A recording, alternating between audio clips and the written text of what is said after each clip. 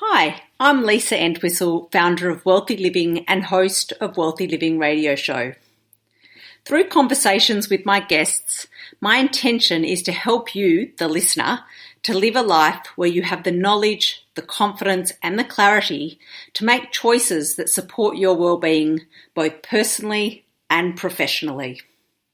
So today I have a special guest with me, Leah Kearns. Welcome, Leah. Hello, thanks so much for having me. Oh, it's a pleasure. So I'm really looking forward to this conversation. So for those of you who are listening, Leah is the founder and conscious CEO of a business called wellbeing. So Leah spent many years working as a corporate consultant, living out her A-type personality until she was forced to pause or actually stop due to burnout. So through connecting to herself and following her intuition, she was able to prove her theories through evidence-based experiences. And she now helps many other people do this through her work as an intuitive business and wellbeing consultancy. I'll be chatting with Leah today about her journey of reconnecting back to herself and how that led her to make conscious choices to support her well-being, her pathway from overwhelming fatigue to now living a life that works for her and most importantly supports her well-being. So Leah, if you could just start maybe by telling the listeners a little bit about your journey, and we'll go into more detail as we talk, but just a little bit about, what you used to do and what sort of signs or symptoms that got you to actually pause, except for obviously burnout at the end. Yeah, sure. So for me, I had been working in corporate and I'd been working really hard in assignments and projects overseas in London, living the London life as well as working hard, playing hard kind of states every single day. And the level of responsibility that I was actually taking on and what I was being asked to deliver was a huge amount of stress at the time. So that was kind of the first time I experienced burnout. And what led up to that was at that time I was very much self-medicating with alcohol, with, going to sleep for 12 hours at a time and after partying until, 3 a.m, 4 a.m, really having those moments where waking up, going into the office, but sitting there going, oh, now I have all this work to deliver. So I had less insight at that point about what was leading to the burnout situation. But basically because I was working toward a project, an end date, a completion point, it kind of came to its own point of conclusion. And then I decided to take 3.5 months off to travel back to Australia with my then boyfriend, now husband. But in that process, it was kind of like I couldn't actually switch off. Yeah. So while we were traveling, I was keeping a travel journal and I was blogging and documenting and, really proving to myself that what I needed to do was keep going. Mm. So although I was in these extraordinary life experiences while we were traveling, and there was so much processing about what I was seeing, what I was experiencing, and a lot of the countries that we went to were developing countries or countries with a lot of needs. So it was quite in your face. Mm. And because we were backpacking, there wasn't the money to then be able to self-medicate with alcohol. Mm. But at the same time then, what did it become? Well, it was still my addiction to working, outputting, showing the value of why this 3.5 months was important to take this time off. I don't know, almost like to prove to other people that it was okay to take time off. Mm. So that kind of came to an end when I got back to Australia, and I took on a job as a general manager of bringing a new a company that was existing already, that was a global company, but they were still in startup. So I brought them into Australia and we established the business there. But as part of that role then, of course, it was high stakes, high risk, high pressure, and having to deliver. So my form then of self-medication was really about internalizing those feelings and perhaps even filling the void with things that I didn't really need, right? So there was a bit of shopping involved. There was a bit of buying a course because I thought maybe that could give me the answer to what I was feeling, to fix this hole of the emptiness that I felt or the lack of real interest that I had in what we were actually doing in the business. I enjoyed the business side, but what we were actually selling and how we were supporting people wasn't really lighting me up. And shortly after that, so that was another 12-month stint. And then shortly after that, it got to the point again of hitting burnout. And my body started to react. And it was at that point that I was diagnosed with endometriosis after pushing quite strongly for additional testing, for taking my own sort of journey into my own hands. And sort of, I had this interview with Lululemon. And if you've ever heard anything about the way they go about their interview process, it's very much about getting to know the person.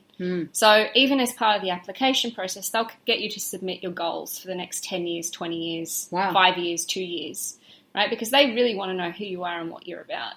So as part of that process, it got me to really sit in, what did I want? What did I want that life to look like? Being that I'd felt like I'd hit the sort of peak of what I was kind of trying to aim for in my corporate career, you know, what was the next 5, 10 years, 15 years, 20 years going to be for me? And at that time, I'd started to twig to making my life more natural because I'd had this diagnosis and I was like, surely there's something underneath me receiving this diagnosis. What is actually causing that? You know, and I was always the child who kind of asked why. So when it comes to medical situations, obviously there's always more whys that you can ask. So sitting in that space really and dealing with, I started seeing a naturopath, I started to change what I was eating, and really it wasn't a diet change, it was a lifestyle change. I started to look at the amount of stress that I was bringing home and internalizing. I started to therefore communicate a little bit more about what I was experiencing, because there was a lot of anxiety and depression that was layered on top of that all at the same time. But I still didn't register about how to actually deal with burnout. So I was headhunted for a new position as a consultant, as a corporate business consultant in new revenue technology. Again, very high profile, high stress, all the things that I loved the most in the world at that point, because my identity was so wrapped up in needing to prove myself and prove that I could do it, that these roles were perfect for me, you know, and the businesses that were hiring me for them could see how hard that I would work and could see how much I would give to something. So, of course, round goes the cycle again. Leah applies herself and I start giving all that I have to this and really trying to make it work. And it kind of, I remember the day where it sort of happened.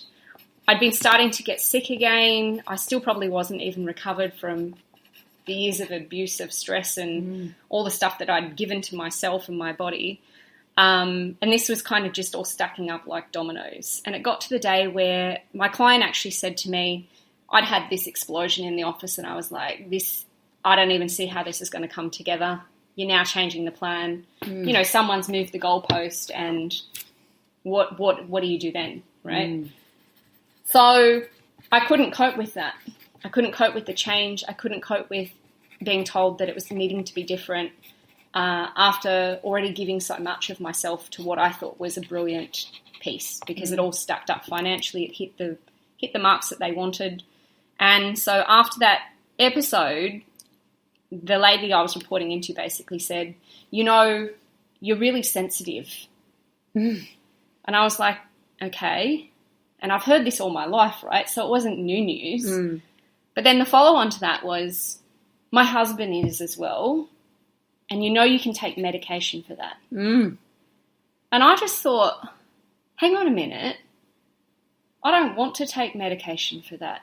My sensitivity is actually such a strong, awesome trait that I feel is the reason why I can connect with other people so deeply and deliver exactly what they want without them even being able to tell me in words. Or, you know, I can literally, if somebody's thinking about something and they're sort of trying to describe it, I can understand straight away about what they're talking about. And that's the sensitivity to me that she was talking about. And it was the reason why they'd hired me in the first place. Yeah. So that day I actually went home and, I just started putting the final team together for what we needed to deliver. And I went home and I cried in the car because I knew deep down there was that feeling that I can't do this anymore. Yeah. That my body was so needing a break, a rest, to just completely wholly stop, that I knew that I couldn't do it. Yeah. And as strong as my mind is, my body just wasn't going to participate anymore. So, that's the point. And if I look at the signs now to sort of understand what led up to that burnout, health was a massive catalyst. Yeah. But also there were several occasions where things people said to me didn't sit well, didn't land right.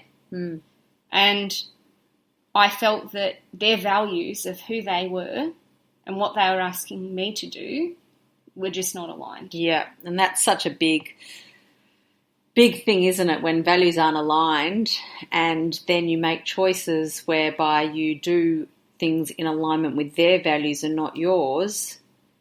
And what does in the body, it kind of, it's jarring. Yeah. Because every day you're not living into what you believe your truth is. Yeah.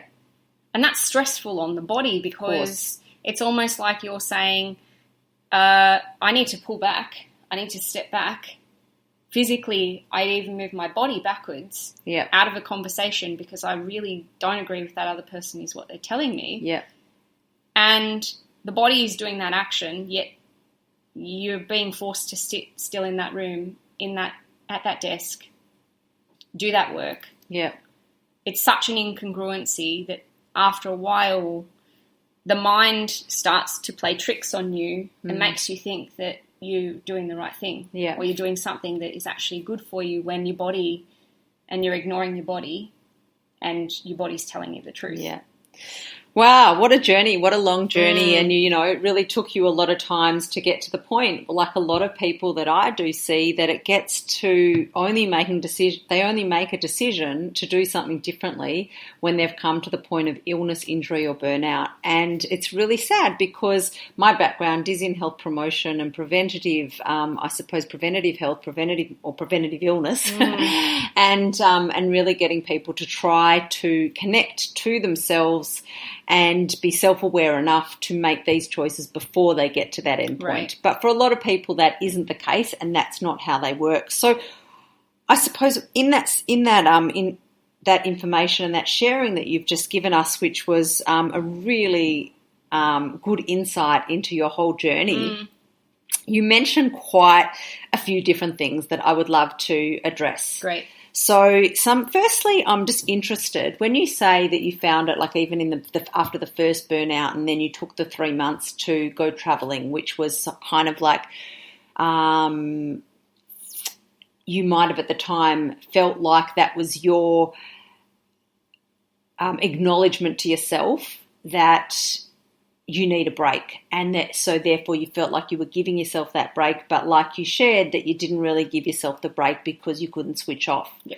Why do you think, possibly on a physiological level or a mental level or an emotional level, or all three, can you share why you think you couldn't switch off?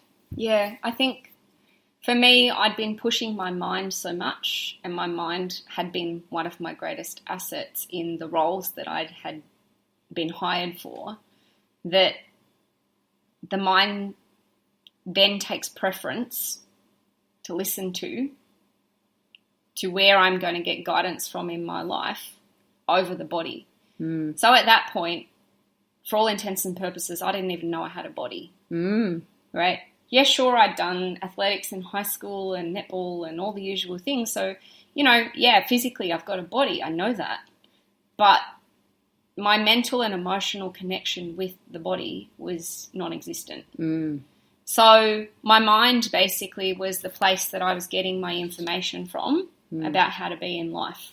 And my mind was so fast, thorough, quick and expansive that it would give me all these great things to do because it would think that the experience that I needed to have was to experience all the things.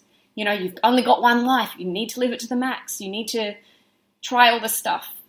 So my mind was so used to running at top capacity and over capacity. You know, I was pretty much working, I don't know, there was a stint there where I worked 32 days in a row and then worked, I don't know, something like almost close to 48 hours straight. Yeah. Right? And Crazy. Stuff like that my mind in those situations, I didn't know how to switch off. Yeah. I didn't even know that it was possible that I was on. There was not even an awareness that there was any other way to be except the way that I was being. And do you feel that, I mean, you sort of mentioned this in a roundabout way, or well, I felt you kind of mentioned it, I'm not sure if you did or you didn't, but it's my interpretation. I heard somewhere in there that it was connected a little bit maybe to your self-worth and your value. Absolutely. So it seemed to me that because the way that you even just now described your mind, that is where you felt you were powerful. Right. That's where you felt you were worthy. That's where you've always been acknowledged for your worth. Absolutely. And so if you decided to switch that off a little bit, do you then become unworthy? I didn't even know that, I didn't even have the ability to know then what that was. And so, when I did finally decide to switch that off, and more the case, remove my identity from who I was actually being in the world and what I was doing, like what I was actually contributing to every day. And still that's a practice for me. Still, even to this day, that's creating this awareness around I am not what I produce in the world. I am not actually the work that I create. I'm not this machine that has this output of production. That's been a really big part of what this has been for me, to the point of when I stepped out of corporate, I felt like I'd lost my identity. Yeah, because that's how you defined yourself. Right. So in the process of then finding out what the new version of that is, that was like in free fall, you know, and stumbling around in the dark going, well, how do I define myself then if not by I'm this person who does this stuff every day? So I think that's probably, you know, that being, if you were so defined yourself around your mental capacity, that's what probably drew you to those high-pressure roles time and time again, because you knew that you were going to be worthy in those roles. Absolutely. And we all want to feel acknowledged and valued and validated, and every human being wants to feel those things. Yep. And if that's the pattern where you had been in the past been valued, validated and acknowledged, then why it only makes sense to draw yourself to places that you're going to feel those feelings. Right.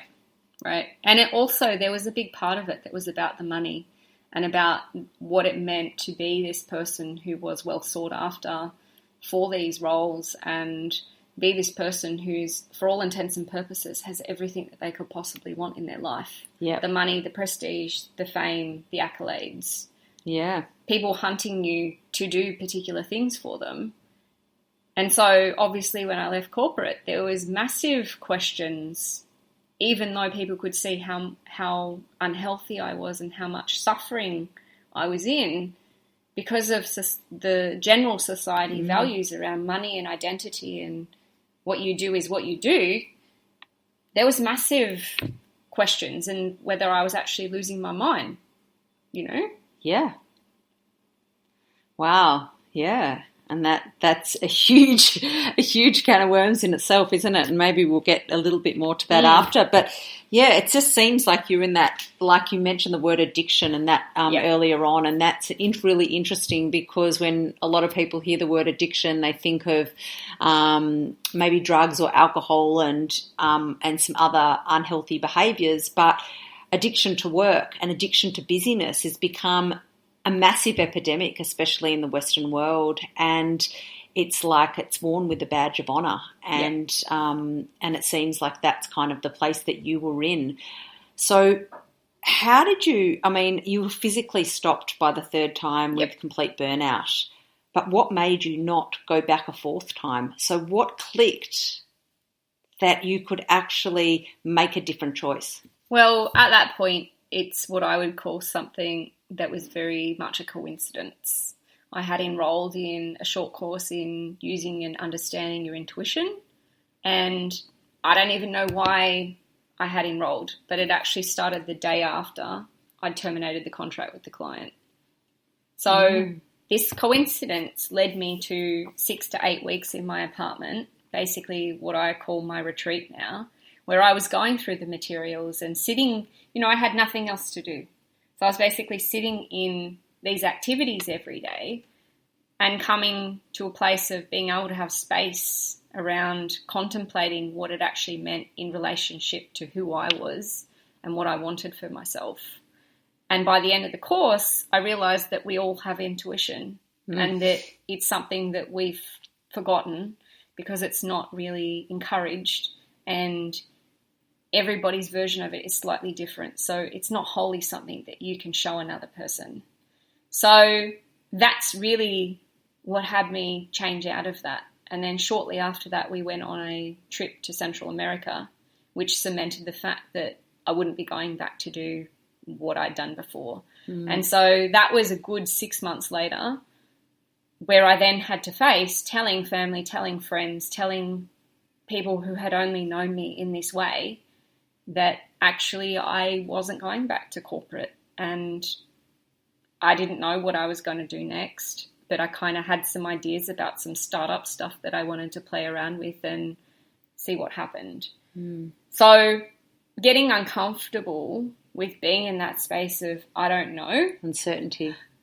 I don't know yet what the answer is, but also being willing to honour what that is for yourself and being able to communicate that to the people around you and say, I need more time in this, or let's talk about when... say I'm in this state for the next 3 months and this is what I'm committing to because I need some space around it to understand what it is. Then we can have another conversation in 3 months about, maybe it's time to go find another job or do something if there's financial responsibilities or something like that. But really understanding and setting almost like a container in advance where there's mutual understanding with people that you have responsibilities with. And I found that helped me at the time get through that and for us to navigate that in our partnership that we have. Yeah, so those short-term goals where it doesn't seem so enormous and so, I suppose it reins in the uncertainty in some ways, or allows the uncertainty to feel a little bit safer. Right.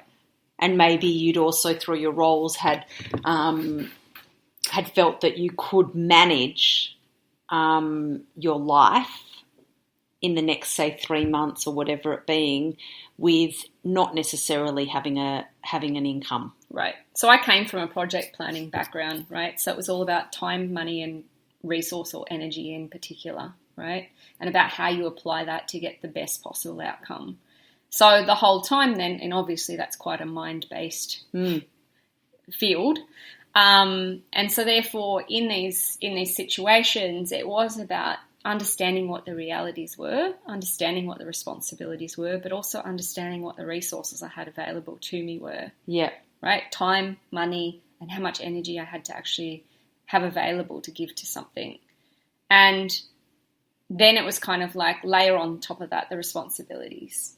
Okay, and that doesn't mean just because I'm home I'm going to take up all the homely duties. Yeah, that's a good point. It's still about I'm in the partnership and this is, I'm still agreeing to show up in the partnership in this way. And I know what you need and here's what I need.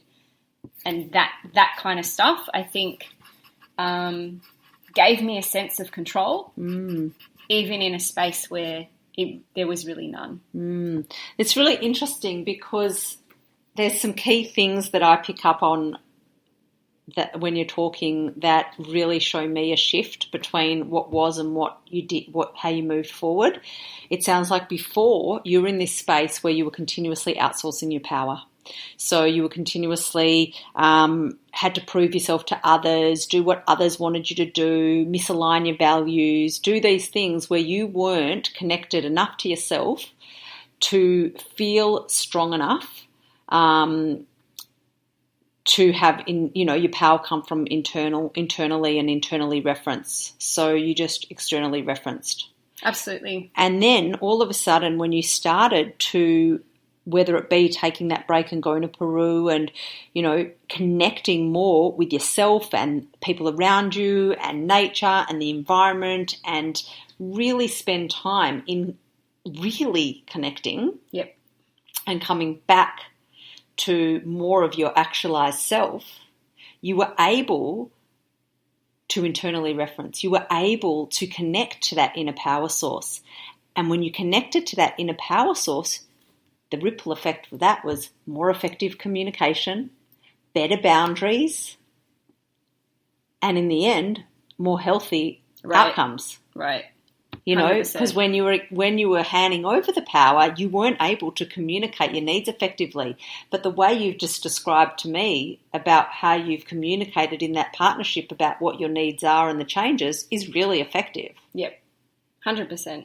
And I think it was really that area where the quietness, because there was space then, and especially with nature, you can be surrounded by 100 other people and you can either be there with the 100 people or you can find the quiet in yourself to just sit where you are with this tree or, I don't know, on the grass or with Chichen Itza in front of you, giant pyramid, in Mexico, and consider what's come before you from that space that you're in. Yeah. And it's not even like esoteric what's going on. It's very much what's here and now in that moment of presence, really, really being present. And to me, that took practice to overrun my mind, right? Because the mind was so strong in its directiveness about think of all the things and do all the stuff. Yeah, it's so, And, I suppose that's why mindfulness has become such a huge movement and all the research coming out around mindfulness has become so big is because when we can actually find a place of stillness within, our choices are just so different. I think because then for me, I know that I can hear the real truth. So how I kind of describe it is that the brain works in various brainwave states, right? So the fast state, the busy monkey mind that people describe, is the beta state of mind. It's a very rapid, if you look on an actual ECG machine with the little ticker going up and down, it's very sharp, short lines together, squashed together in extremes. And so what happens in that practice of mindfulness and then ongoingly if you move into a space of meditation is that little ticker slows down, which means those extremes get shorter. And so then we drop into the alpha state, which is really the state that athletes love to perform in because it's the flow state. And in that state, you can only do one thing at once. And you do that one thing very, very well. So you're not being distracted by all the other things. And then slow it down slightly more and you get to a theta state. And that theta state is really where that internal being able to listen to what's really going on and what the real understanding about the situation that you're in is, that's where that kicks in. So actually being in nature helps to do that because everything around you is having that stillness already. So you're automatically starting to acclimatize yourself with the environment that you're in. But what's happening then in that very busy monkey mind is that your mind will throw a million and things at you because that's your power of processing at that point. You've got all the spikes to be able to receive all the information. So you slow it down slightly, and the slower you go, the more truth of singularity it becomes. So you slow down to alpha, a bunch of that stuff will drop off. You slow down to theta, even more will drop off. It's really interesting, it's really interesting. And I think it's a really, it's a way that people can really resonate and understand the benefits, because we all get told the benefits, but if you can visualize it like that, it really makes a lot more sense for a lot of people. So yeah, thanks for sharing that. I would like to actually just talk a little bit about some of these more, I suppose, let's call them illnesses that you've had. So the endometriosis that you got diagnosed with when you stopped, and the, let's call it chronic fatigue or complete fatigue that led to the burnout. Now, a lot of those are conditions. Chronic fatigue is one of those conditions which goes in and out of the medical world. Some people say it is a condition, some people don't. There is and there isn't treatments for it, etc. And then there's obviously the endometriosis. And you talked about the sensitivity stuff as well. So the sort of the way that you mentally cope with things and or process them, and medication with those things. So I want you to just talk about, because you've talked about this being still and coming back to your intuition and making choices from that place, the balance between going the medical pathway and using your intuition for these, let's call them illnesses or ways, things that were going on in your body. So I found it very interesting, because once I started to understand what my intuition sounded like to me, and not from someone else's definition, although I took inspiration from the work that I was putting into practice, it came to a place where I wanted to understand what my options were, because I really wanted to be able to choose the right kind of treatment for what was available to me. Yeah. And that didn't necessarily only come from a medicine background or a traditional medicine background or complementary therapies or an alternate background. For me, it was a combination of things, because when my body was in such a state, it required emergency assistance. Yep. Right. And I'm not saying I ended up in emergency, although I did at one point, but my body was in such a state of unbalance, disharmony, dis-ease. Yep. That actually it brought me to this place of needing to take care of it and treat it like an emergency. Yep. Right. And scientific medicine is very, very helpful for that. And so initially I was given antacid tablets, right, because I was experiencing a lot of reflux. And it was actually that treatment that got me to question, but what's under this? What's causing this? Yep, this why that you talked about before. Because I can't take this forever. Yeah. This isn't a long-term solution. Although many people do. But it gets me out of emergency. Yep. Right? It gets me back to a state where I can make a different choice.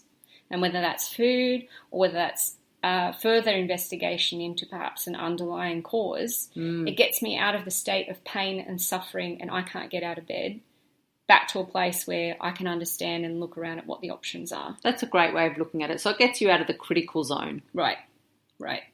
And so once out of the critical zone, then it's down to, I want to know. So therefore I'm going to ask people's questions. I'm going to ask opinions. I'm going to try things out. And that's where I feel like really coming to that place of what's my assumption right now? And if you remember back to science class, you used to have to write a test out, right? Yeah. That you were going to undertake a test. God, you've taken me back so many years. A scientific experiment. And whenever I think of this, I see a little Bunsen burner and me going to burn something or do some litmus paper kind of thing, right? It's about a practice of something to see whether the assumption that you have brings the result that you think is going to happen. Yep, so you do the experiment. Right. So you take your assumption and you look at, well, what are the options for this assumption? Yep. Is it this? Is it that treatment? Is this other thing? How do they work together? And then you see what happens. And the thing is, it's a little bit Russian roulette sometimes. Yep. Because you don't know what's going to happen. But it's again about letting go of that control a little bit. Yep. It's forming a container of control to be able to be in the lack of control. Yep. Right? So the container of the control is the experiment itself that you've formed up based on the assumption that you have. If I try this, then X might happen. Yep. That's your container. And then you do the experiment, and whatever happens out of the experiment is what's going to happen. Mm-hmm. Right? So I combined the two together, and I started looking at, well, the true part in this is that I need to take responsibility for whoever's going to help me with my healthcare. That's my self-responsibility, because ultimately nobody knows my health better than I do. Nobody understands what it's been like for me to be in that pain and suffering as much as I do, Mm-hmm. even though they might have a professional background in years' worth of research about it. They might not have ever experienced it themselves. Yep. So nobody can truly tell me what that is except me. Absolutely. So in that gave me back my power, right? It gave me back that ability to be able to make the decisions that I felt were the right thing for me to try. And so bringing myself from that emergency state and then looking at, well, what are the other things around me that might help me to become well again and a well-being. Mm. So it's been a process of trying, testing, giving something a go, even inside particular modalities. Like you can have Chinese medicine practitioner and you might visit the first one and be like, I liked the treatment, but I didn't like the person. Yeah. Try again. Yeah. Right? And that's where I'm kind of like, that sort of stuff, you can make your decision and it's not going to affect anybody else, right? That's your health, your body. And if you decide that's the right kind of treatment for you, but the person isn't the right person for you, it's your power. You just need to be able to say and claim, it's okay for me to do this. And I think when we make choices from our own internal power, whether the consequence is positive or the consequence is negative, it sits very differently with us, and we feel very differently when we have made the decision from our internal power. Whereas if it's negative and you've made it yourself, you deal with that consequence. As opposed to if you've outsourced the power and it has a negative impact, you go into the blame game and resentment, and then it spirals to another unhealthy pathway. Right. So it is, look, gaining knowledge, and knowledge is power, you have to be informed. So I love that you say that you go to this person and read and do all of these things, which is why I suppose you called it more like evidence-based experiences where you find out what are my options. And I think that that's a really important point to make, because it's not about dismissing one model over another. It's about looking at what are the different options and then connecting back to self and doing those trials and then making decisions, from your internal power. And it's really interesting because you said, it's like if that practitioner you don't resonate with, try again and try again. And what it made me think of as you were saying it is that, and I totally agree with it, is that this is a part of your personality that is why you thrived in this corporate world, is because you were determined and you had a good work ethic. Right. So now you're still using those same skills, right, but for the benefit of you. Right. 100%. Those skills haven't actually disappeared. So all of these skills that we have and they are your actualized self. That's the type of person that you are, but you were just using it not necessarily for the benefit of yourself. Right. And their strengths, their true strengths. That's then, exactly and I right. can come back to them and I can actually make strong decisions for me. So even 12 months ago, I'd had another operation, right? And this was a bowel resection, so it was quite intensive. It was over 5 hours.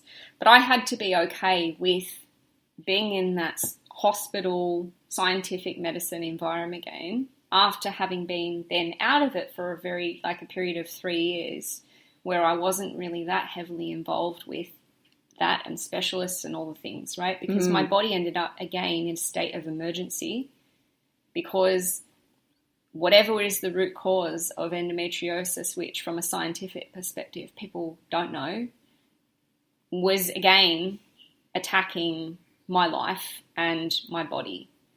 And if you ask me, it's the sense of control that I still had to have over my life, which meant that this was how the disease, the disharmony in the body came about, right? So I was still in denial of dealing with my sense of needing to be in control, which suited my personality fine and is a massive strength in some environments some of the time. But at other times, it's a very detrimental place for me to be, because my whole understanding, the more that I live into my life in being and able to be in that flow and actually allowing that to flow around me as the rock in the river, that I know always works out better than my mind coming up with something and my mind going, this is how it needs to be, and being in control mode. So being back in that scientific medicine environment actually taught me a lot and gave me the opportunity to see my body boot up again from scratch, right? From anesthesia to basically functioning, getting up, walking around, healing itself. And it really showed me how strong my body was, which then gave me even more justification to believe in the strength and the messages from my body over the mind. Wow, what a journey. What an amazing journey you've come through, and you've done so many things that have contributed to the next stage. And I'm sure there's going to be, it's going to be continued, and that's what the personal journey is, isn't it? It's just a practice of experiments in that way, Be willing to be in awareness around what's actually going on. You don't need to draw a conclusion. You don't need to judge or rationalize. Observation is such a powerful tool that requires dedication because it's easy to go the other way. But all of this has come through being able to be in that observation space and being in self-awareness and without judgment. Yeah. And look, it's it's even just listening to your story, it wasn't easy for you to come to that place. So if you're listening to this and you're thinking, oh my God, I'm so far from that, or, it's such a long journey, it isn't easy work. But if you want sustainable well-being, it's necessary work. I always say the path of challenge, right? The path of ease is not without challenge. Of course. And the challenge is actually down to the perspective that you choose to take. Absolutely. Which is awareness then that helps you to move through that. And then it comes down to, I suppose we can always justify and reframe anything in our head. So if you want that challenging or that process to be more joyful, right, as opposed to it feel really difficult, right, it can be more joyful. And also in what other people are saying. Like if other people are saying it usually goes this way, which, the medicine community, scientific medicine community often do, I didn't take any of that on board. Yeah. My healing process is what my healing process is. I'm not a statistic. So therefore, the truth is, if I trust my body to do what it needs to do, and if I have belief in that, then I'm going to have a very different result and throw out the stats than what somebody else will. So I think having that self-confidence of believing in yourself and believing what you're actually capable of and being very discerning about the information that you take on from others, through that self-awareness of you knowing whether this is for me or not for me, then I think that really helps put you in a strong position. Absolutely. And that's a fantastic summary. So yeah, for me also, when I hear of all this, I think the big turning point in listening to your story, as well as, with all my work and hearing so many stories and working with people to help them with their confidence and their clarity and their overall well-being, the turning point is often when you can internally reference, when you can have strong enough inner power to then have enough outer strength to be able to work towards healthy and wealthy outcomes. Absolutely. So yeah, I think that's probably a good note to wrap it up in.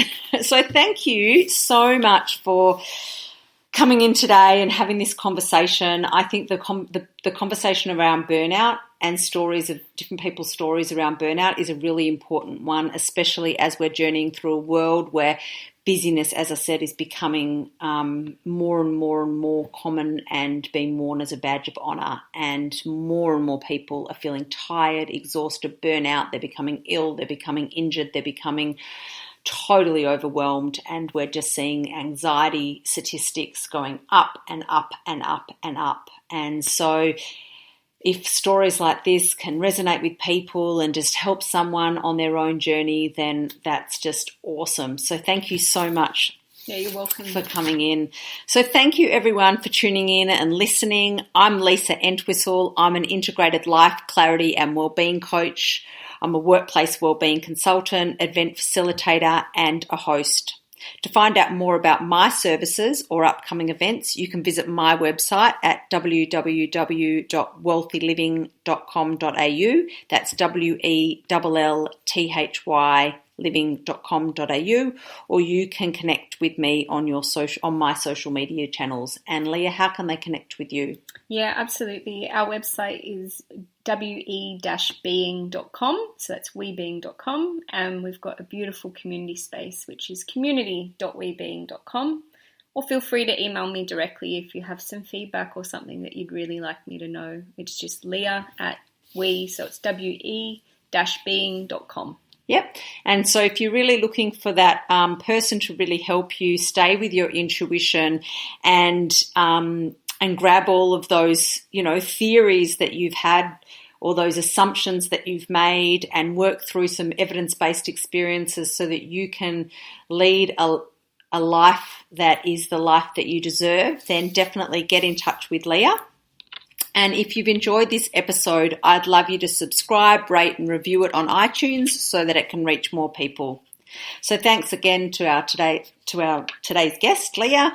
And until next time, remember that you cannot pour from an empty cup. You cannot pour into the people and projects that you love and care about. Thank you and have a good day.